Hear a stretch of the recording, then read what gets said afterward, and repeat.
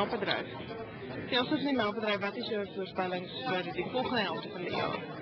As jy net na die melkbedryf kyk, moet jy vir jouself vra, hoekom is die melkbedryf op die huidige stadium in 'n krisis? Nou, daar is twee gedeeltes daarvan. Die een is 'n definitiewe droogte, want melk word gegroei of geproduseer hoofsaaklik in jou kusstreke.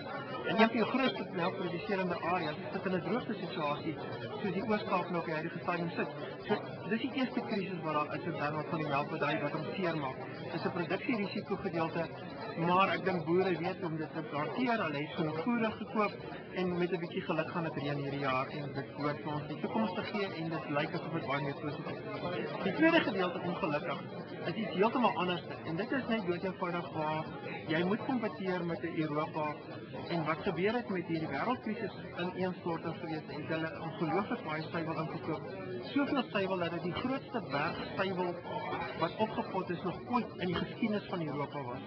En hulle is besig om daardie suiwel natuurlik te verkoop en soos ons nou 'n bietjie versterk het teenoor die euro, het daardie suiwel begin invloei in Suid-Afrika en dit plaas ons eie suiwelbedryf redelik in 'n kompeteerbare situasie en nou moet hulle kompeteer teen 'n subsidie in beginsel en dit is waar die onregverdigheid intree en dis hoekom ons eintlik verwag dat die regering se optrede 'n bietjie meer beskermend optree teenoor ons eie bedryf.